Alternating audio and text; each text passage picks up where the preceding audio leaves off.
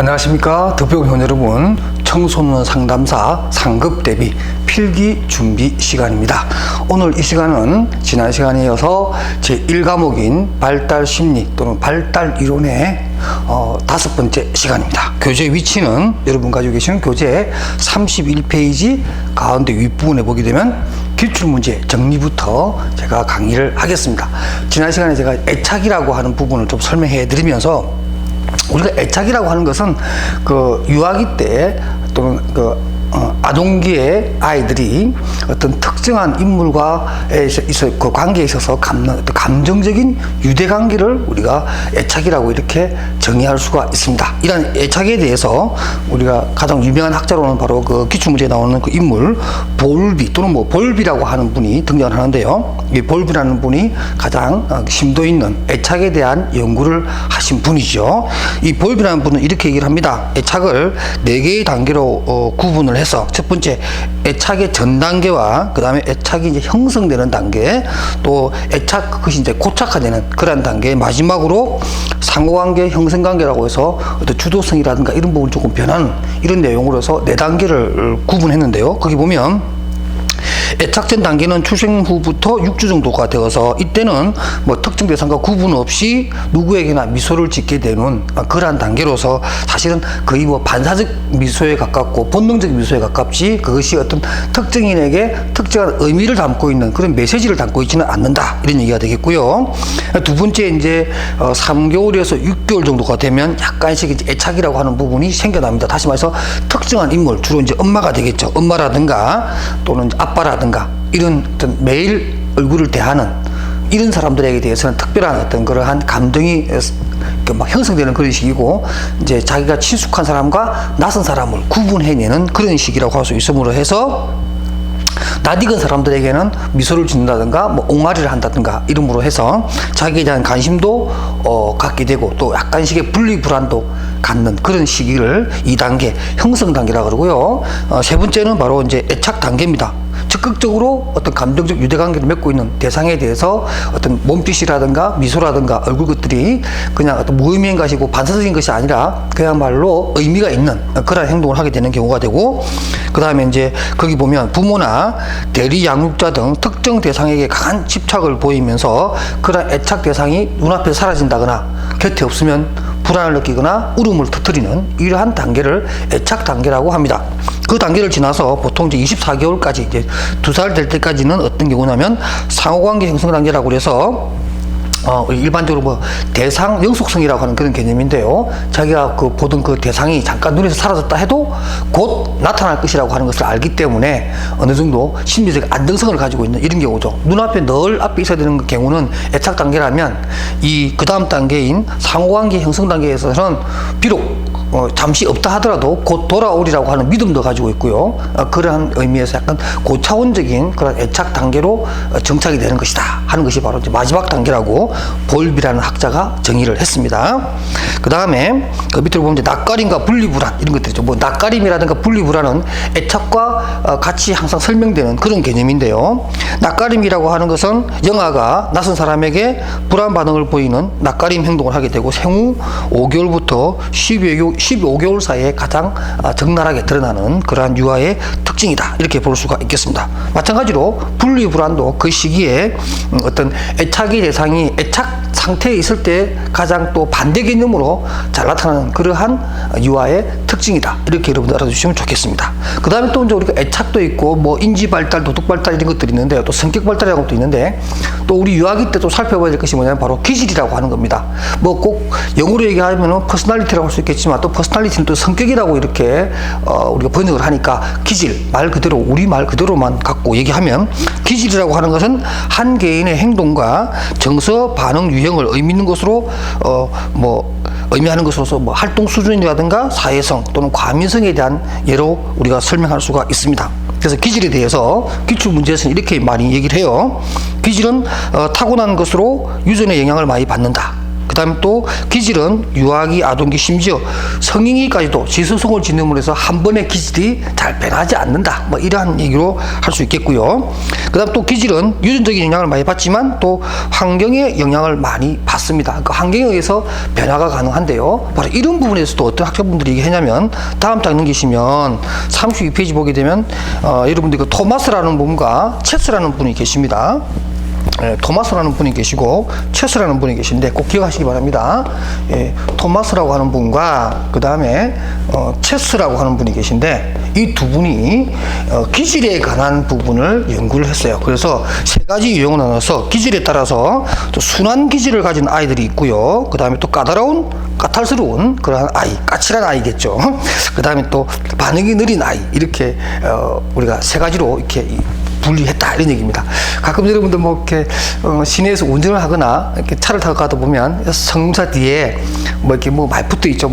우리 소중한 우리 아이가 타고 있습니다. 뭐 이런 것도 있지만 또 어떤 거 보니까 그런 것도 있더라고요. 차 안에, 내 차에 지금 까칠한 아이가 타고 있다. 뭐 이렇게 해서 운전 좀 조심해달라. 이런 아주 애교 섞인 그런 문구가 붙어 있는 것도 보는데요. 그 까칠한 아이입니다. 기질적으로 굉장히 까탈스러운 아이다, 이런 얘기죠. 그러면서 이 토마스와 체스는 순한 아이 같은 경우에는 그 책에 나와 있는 것처럼 행복하게 잠에서 깨고 또 장난감을 가지고 혼자 잘 놀고 또 당황하지 않고 규칙적인 어떤 그런 수면을 취함으로 해서 매우 안정적일 뿐만 아니라 일단 낯선 이에게도 아주 자신감 있는 미소를 잘 짓고 이런 아이들입니다. 그러니까 나름대로 그야말로 잘 적응해내는 그런 아이를 얘기하고, 그 다음 까다로운 아이, 까탈스러운 아이는 그와 반대로 눈 뜨기 전부터 운다든가 불규칙한 수면을 한다든가 아니면 어떤 그런 낯선 이에게 대해서 굉장히 적대적인 행동을 보인다든가 이런 태도를 우리가 그 까칠한 아이의 기질로 보게 되겠고요. 마지막으로 반응이 느린 아이도 있습니다. 그래서 매우 수동적이고 새로운 상황에 대해서도 어떤 반응 정도가 굉장히 떨어지는 아이뿐만 아니라 움츠려 들거나 또 자신감이 좀 떨어지는 그런 경우죠. 그래서 어떤 뭐라 할까요? 조금 그 발달의 지진화 같은 느낌을 들게끔 하는, 주변에 좀 걱정을 끼치는 그러한 유형의 아이, 반응이 느린 아이, 이렇게 해서 이 토마스와 체스라는 분이 세 가지 유형을 나눴다. 이것도 여러분들 꼭 알아두시기 바랍니다.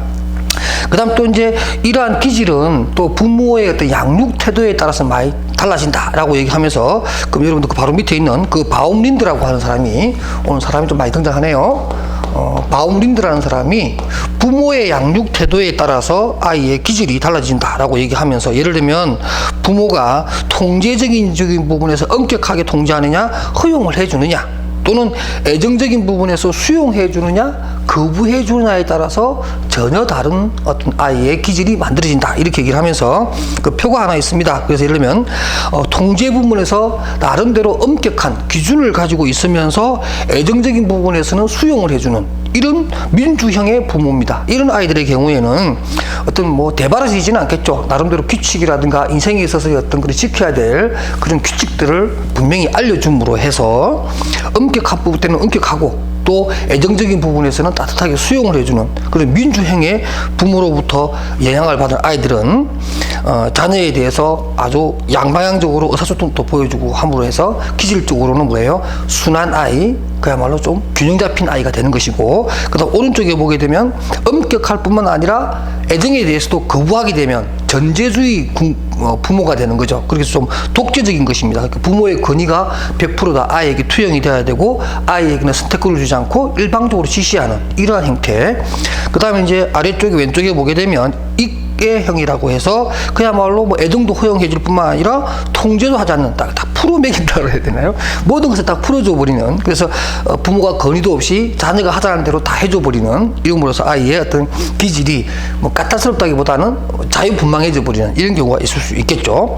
그 다음에 또 통제에 있어서도 마찬가지입니다. 그 오른쪽에 보면 허용을 해줄 뿐만 아니라 애정에 있어서도 거부해버리는, 이건 방임형입니다. 그러니까 아예 신경을 안 쓴다는 거죠. 무관심해버린다는 거죠. 그러니까 통제도 안 하고 아이가 요구하는 것에 대해서도 들어주지도 않는 거죠. 그러므로 해서 아주 방임적인 태도를 보임으로 해서 부모가 자식을 무시해버리는 이러한 유형, 별로 바람직하지 않죠. 그래서 가장 부모의 양육 태도에 따라서 아이의 기질적인 부분에 있어서 가장 바람직한 유형은 바로 애정을 수용해주고 또 적절한 통제에 의한 권위를 갖기 위해서 통제도 해주는 이러한 민주형이 가장 좋다라고 바움린드라고 하는 학자가 연구한 결과를 발표했네요.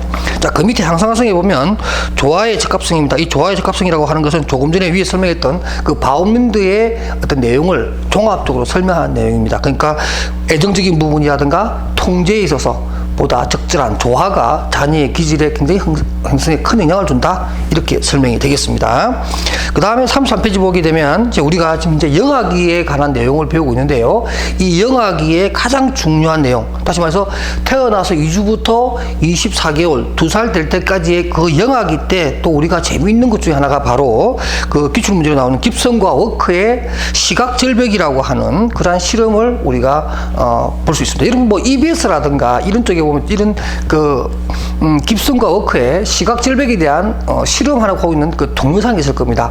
그러니까 이렇게 약간 절벽을 만들어 놓고, 그러니까 책상 높이 정도의 두 개를 붙여 놓고 그 사이를 좀 띄워 놓습니다. 그리고는 아주 두꺼운 광화되어 있는, 그러니까 아주 단단한 그야말로 광화 유리판을 깔죠. 그래서 아이가 이제 기어가다가 책상 위에서는 잘 기는데 갑자기 투명한 유리판 위에 올라가서는 애가 기어 나가지는 못해요. 그러니까 어른들 같은 경우는 강화 유리니까 그냥 성큼성큼 우리가 갈 수 있는데 그게 유리로 돼 있으니까 낭떠러지가 보이죠. 절벽이 보이죠. 그럼으로써 이 아이가 굉장히 쭈삣쭈삣한다는 거죠. 그림을 간단하게 그리면 이런 책상이 있죠, 그죠?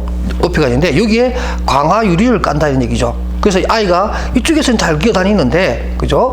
여기에 딱 와서는 멈춘다는 거죠. 이 시각으로 유리로 보여주는 이 투명한 그 밑으로는 절벽을 느낀다는 거죠, 아이가. 그런 해서 더 이상 나가지 않으니까 시각적으로도 절벽이다, 위험하다, 깊이가 있다, 이런 부분을 유아기 때에도 느낀다라는 것을 실험을 보여주는 그 내용입니다. 꼭 기억하시고요. 바로 또 그 밑에 또 대상 향상성 또는 대상 영속성이라고 하는 겁니다. 여러분 많이 알고 있는 개념인데 이 내용은 뭐냐면 이런 겁니다. 그 나와 있는 것처럼 대상 영속성이라고 하는 것은 영아기 때 가장 중요하고 또 터득해야 될 하나의 능력에 해당되는 것인데요. 시각에서 사라져 보이지 않는 물체라도 여전히 존재한다라고 하는 인식, 이걸 갖는 겁니다. 그러니까 예를 들면 부모가 있다가 좀 안 보인다 하더라도 곧 돌아올 것이다. 또는 뭐 우리가 어떤 물건을 책상 뒤로 살짝 감춰놨어요. 그런데 아이 입장에서는 지금 그 앞에 있던 그 곰인형이 비록 책상 뒤로 숨어서 지금 내 눈에 안 보이지만 그 책상 뒤에 있을 것이다 라고 하는 생각을 인식한다라는 거죠. 이게 바로 대상 영속성입니다. 또 이 대상 영속성이라고 하는 것은 나중에 우리가 또 배우게 될 그 보존의 법칙 또는 보존 법칙이라고 하는 것과 유사하게 설명이 되기도 합니다. 그건 또 그때 나오면 또 한 번 더 설명해 드리도록 하겠습니다. 그러니까 여러분들은 일단은 그 대상 향상성 내지는 대상 영속성이라고 하는 것에 대해서 그 세 번째 줄에 보면 이런 게 나옵니다. 대상 향상성 단계란 유아가 자신을 돌보는 대상과 안정된 상태로 관계를 할 수 있는 단계를 말한다 라고 해서, 예를 들면 요때쯤 되면은 우리가 그런 얘기를 하지 말줄 알아도 먹으니까, 예를 들면 우리가 막 이렇게 사람 많은 데서 보면 엄마가 아이한테 그러죠. 여기 가만히 있어, 엄마 화장실 갔다 올 테니까 여기 가만히 있어, 이렇게 얘기해놓고 엄마가 화장실에 갑니다. 아이가 울지 않죠. 그 얘기는 뭐냐면 이미 그 아이는 대상 향상성이라고 하는 것이 학습이 돼 있다라는 거죠. 터득했다는 거죠. 그러니까 엄마가 비록 사라지지만 조금 후에 돌아올 것이다 라고 하는 것을 아이가 인식하고 있다라는 거죠. 그래서 그만큼의 어떤 내용이 분리불안에서는 이제 해방이 된 듯한 그러한 상황을 우리는 대상 향상성 또는 대상 영속성이라고 한다는 거 꼭 알아두시기 바랍니다. 그 다음 장 넘어갑니다. 그 다음에 역시 이제 영아기 때 또 우리가 또 눈여겨봐야 될 것이 바로 영아기 기억 상실증입니다. 우리가 보통 뭐 아무리 머리가 좋고 기억력이 좋은 사람이라 하더라도 뭐 보통 뭐 5살 6살 또는 뭐 4살 요 정도까지는 막 기억하시는 분들도 계세요. 그런데 2살, 3살 때까지의 어떤 그 영아기 때의 어떤 경험이라든가 아주 놀라운 사건, 이런 것들을 기억하시는 분은 그렇게 정말 찾기가 힘듭니다. 뭐 만약에 그런 기억이 났다 그러면 거짓말일 가능성이 좀 많아요. 그거 왜 그러냐면 왜 2, 3세 때의 그 많은 경험들을 했을 터인데도 불구하고 왜 기억이 나지 않느냐 하는 것들에 대해서 설명을 합니다.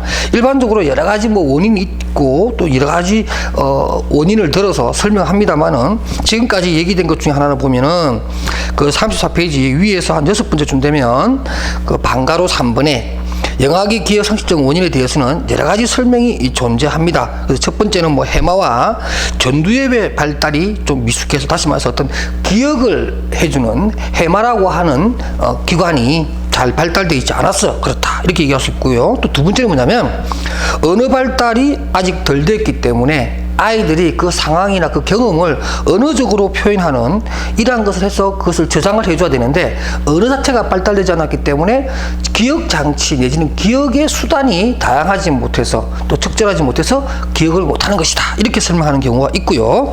그 다음에 또 3번에 보면 이런 것도 있습니다. 조금 어려운 개념인데 자기 자신에 대한 개념이 발달하기 전에 자서전적인 기억을 잘 못한다는 설명이 있다라고 해서 일반적으로 자서전적이라고 하는 것이 뭐냐면은 그러니까 어떤 외부로부터 충격이다. 그러니까 그 자기가 이제 그것을 소화해내야 된다는 거죠. 어떤 상황이나 어떤 경험이나 어떤 사건이 자기가 그것을 겨우 체험을 하면서 자기의 끝으로 이렇게 만들어서 다시 인출해내는 이런 어떤 고도의 작업을 해야 되는데 2세 때, 3세 때는 그러한 작업을 하지 못했다라는 거죠. 그러면서 그것을 기억할 수 없다. 이렇게 얘기해서 영아기 기억상실증에 대해서 뭐 해마라든가 전두엽의 미발달 또는 언어적인 능력의 미발달 또는 자서전적 기억에 대한 보존 어떤 방법의 부재 이런 것들로 영아기 기억상실증에 대한 설명을 한다라는 것도 여러분들이 꼭 알아두시기 바랍니다.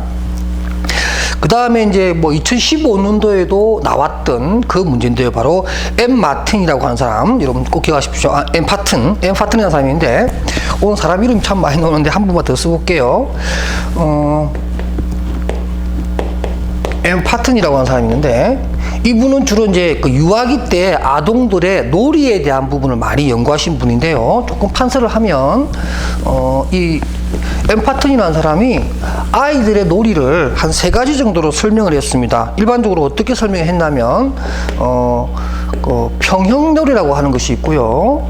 그 다음에 또 뭐가 있냐면은, 연합놀이라고 하는 것이 있고요. 연합놀이가 있고요. 그 다음에 또 뭐가 있었냐면, 바로 협동 놀이라고 하는 이 3가지로 설명을 하면서 유아기 때 아이들이 노는 모양새를 보므로 해서 아이들의 발달 정도를 짐작하는 그런 내용입니다. 그러니까 평행놀이라고 하는 것은 예를 들면 한 방 안에 세 아이가 놀고 있어요. 놀고 있는데 서로에 대해서 별로 관심을 가지지 않습니다. 각자 뭐 인형을 갖고 논다거나 또는 이 아이가 놀던 인형을 이 아이가 가져가도 별로 신경 안 씁니다. 그러니까 각자 떨어져서 독립적으로 노는 이런 것을 우리가 평행놀이라고 그러고, 연합놀이라고 하는 것은 관계를 맺습니다. 관계를 맺는데 이것은 어떤 동일한 목표의식은 없어요. 목표는 없고, 동일한 목표는 없고, 그냥 어떤 아이가 뭐 인형을 갖고 놀면 같이 놀아요. 그냥 같이 인형놀이를 하는 것 뿐입니다. 그러니까 어떤 놀기는 같이 연합해서 놀긴 하는데 뭐 빌려준다거나 뭐 이런 것이 있어요. 장난감을 빌려주고. 그러나 어떤 목적이 같지는 않아요. 근데 협동놀이는 참 고도한 놀이입니다. 그러니까 고도놀이죠. 그러니까 평행놀이보다 연합놀이보다 좀 더 고차원적인 놀이입니다. 이거 뭐냐면은 하나의 동일한 목표라든가 동일한 목적이 있어요. 그리고 어떤 뭐 결과를 만들어내기도 합니다. 어떤 거냐면 뭐 아이들 이렇게 몇 명 모여서 병원놀이를 합니다. 병원놀이를 한다는 얘기는 누가 의사가 되고 누가 간호사가 되고 누가 환자가 되고 이렇게 역할을 배정을 하죠. 그렇게 함으로 해서 하나의 병원이 제대로 돌아가는 모습을 보여줍니다. 소꿉놀이에 보면 엄마, 아빠, 아이 역할을 하죠. 그죠? 이렇게 서로 역할을 주고 있으면서 한 가정을 이루어 나가는 동일한 목표를 수행해 갑니다. 놀이 도중에. 이런 것들 갖다가 우리가 협동놀이라고 하는데요. 뭐 상점놀이도 마찬가지고. 그래서 이 엠 파튼이라고 사람이 말한 평행, 연합, 협동 놀이에 대해서도 여러분들이 꼭 알아두시기 바랍니다. 뭐 유아교육학 쪽에서 나오는 내용인데도 우리 이 발달 이론에서는 굉장히 중요한 내용이니까 출제가 된다. 이것도 알아두시기 바랍니다. 그 다음에 35페이지에 가게 되면 이제 유아기의 발달 중에서도 우리가 특징을 좀 살펴보면 지금 우리가 이제 영아기를 했다면 이제 유아기 때로 좀 넘어가게 되면 이제 2세에서 6세입니다. 좀 나이가 좀 훨씬 많이 들었죠. 그래서 영아기 때를 지나서 우리가 유아기 때로 들어가게 되면 유아기 때는 이제 정말로 관찰할 게 정말 많아집니다. 2세에서 6세 사이 보통 취학전 또는 유치원에 가기 전 단계의 아이들을 얘기할 수가 있는데요.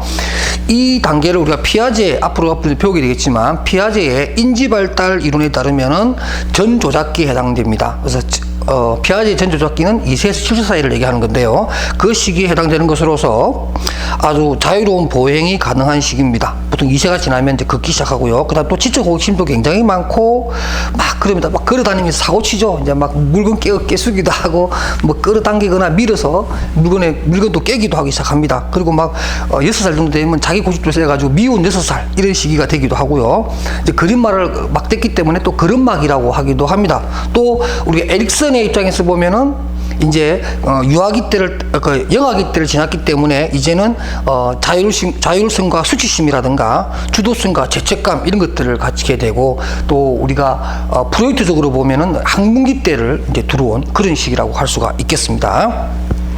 이때는 부모로부터 사회화 교육을 받고 배변 훈련도 받고 다른 사람과의 어떤 관계성에 있어서의 행동이라든가 이런 것들에 대해서도 많이 제재를 하죠. 우리 어릴 때 보면 애비야, 떼치, 안 돼, 이리 와, 뜨거워, 만지지 마, 이런 얘기들 이때 가장 많이 받는 그러한 부모로부터의 어떤 저지당하는 그런 단어들입니다.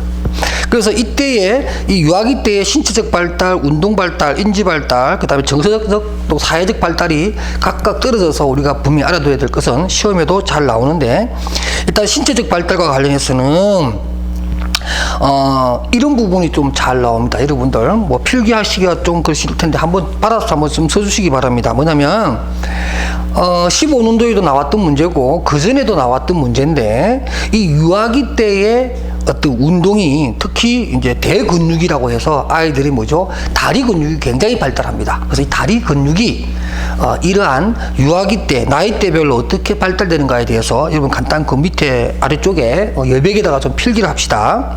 유아기 대근육 운동기, 그러니까 유아기 때 대근육 발달 단계라 그럴까요? 그러면 운동 기능이라고 할까요? 좋습니다. 운동 기능 잘 보이나요?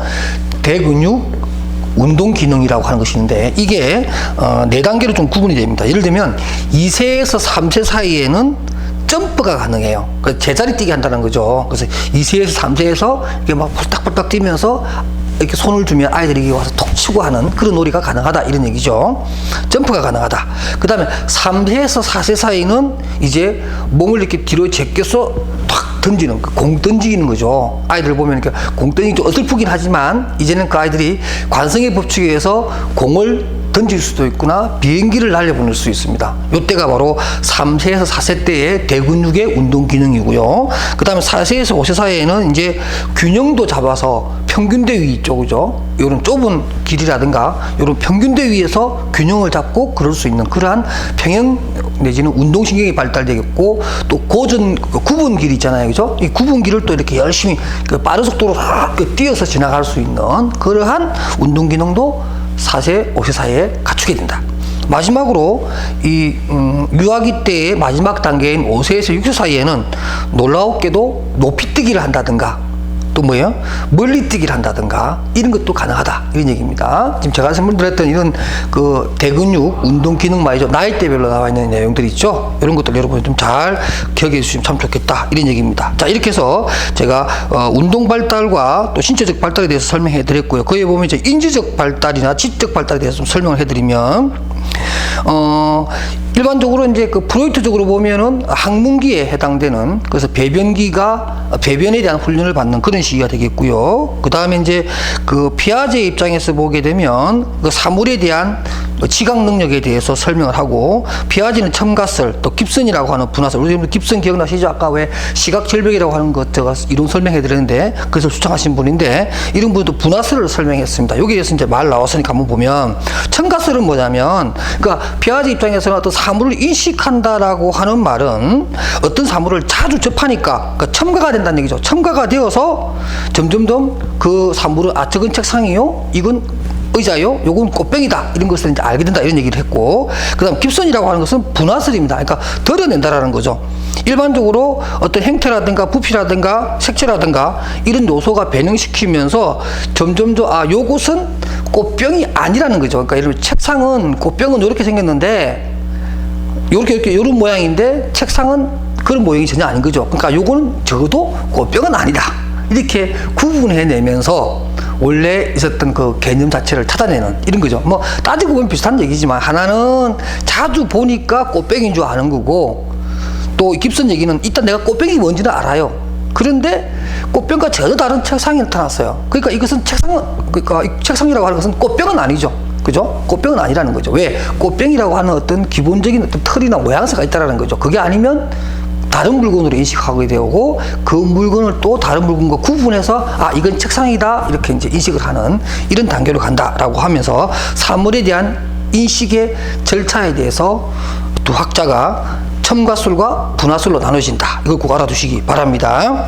그 다음에 정서 및 사회성 발달에 대해서는 일반적으로 엄마와의 관계에서 정서적 내지는 사회성이 발달되고 될 것이고, 그 다음에 자기 통제 및 자율성도 형성이 되는 그러한 시기라고 보여집니다. 그 다음에 이제 그 자폐 스펙트럼 장애라고 하는 것이 있습니다. 이것도 상당히 지금 자주 출제가 되는 것 중에 하나인데요. 이 자폐증이라고 하는 것이 있는데, 여러분들 잘 아시다시피 자폐라고 하는 것은 일반적으로 어떤 특징이 있죠. 뭐 아주 뭐 상동적 행위, 똑같은 행위를 반복한다든가, 앵무새처럼 같은 말을 또 한다든가, 행동도 자꾸만 반복한다든가, 또는 뭐 상상력이 좀 부족할 뿐만 아니라 또 신체적인 발달이나 외향이 일단 그것은 정상일 수 있지만은, 그러나 어떤 똑같은 행동을 함으로 해서 어떤 정상적이지 않다라는 거죠. 일단 그런 부분이고, 그 다음에 또 대인관계 형성에 굉장히 어려움을 내릴 수가 있겠고, 그 다음에 또 집중력이 부족하고, 그 다음에 좀 어떤 때로는 과잉 행동을 할 때도 있고요. 또 어떤 때는 아주 운동신경이 전혀 너무 없고, 또 대소변 가리는 것도 잘 못하는 이러한 일반적인 자폐의 어떤 정세를 우리가 볼 수 있겠고요. 거기 보면은 그 36페이지 아래쪽에 보면은 언어적 자극행위라고 하는 부분도 나옵니다. 거기에 보면 언어란 의사소통의 수단으로서 타인에게 하는 것이며, 자폐 아동은 자신에 대해서 자꾸 반복한다는 거죠. 그래서 막 자기 다짐 같은 것들 하고, 뭐 이거 해야 되는데 저거 해야 되는데, 그리고 남한테 얘기하지 않고 자기 자신을 자꾸 막 이렇게 급박을 하고 자기 자신에게 막 자기 암시하는 듯한 그런 어투를 사용하기 시작합니다. 그러면서 또 이런 언어적인 자극뿐만 아니라 37페이지 보시게 되면 촉감적인 자극행위를 한다든가, 또는 청각적 자극행위.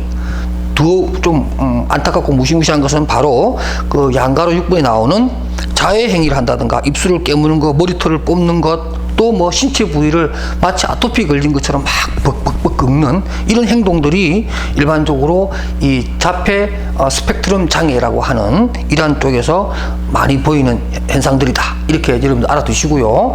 다음 중 뭐가 되면 자폐 스펙트럼 장애의 징후가 아닌 것은 하는 문제들이 최근에 자주 출제가 되고요. 여러분 알다시피 DSM이라고 하는 이름 잘 알고 있죠, 그죠? 정신질환 진단 및 통계 편람이라고 하는 그것이 이제 다시 5가 만들어지면서 이러한 자폐증이 새롭게 수록이 됐습니다. 그러므로서 이것이 좀 더 최근에는 문제가 많이 출제가 된다. 이렇게 좀 보시고 준비를 해주시기 바랍니다. 자, 이렇게 해서 이제 우리가 오늘 그 유아기까지 우리가 공부를 했습니다. 지난 시간에 우리가 뭐 미처 못했던 그 애착 부분도 공부를 했고요. 그 다음에 오늘 마지막 자폐 스펙트럼 지문까지 공부를 했었는데, 다음 시간에는 아동기부터 또 학습을 하도록 하겠습니다. 오늘도 여러분 수고하셨습니다. 안녕히 계십시오.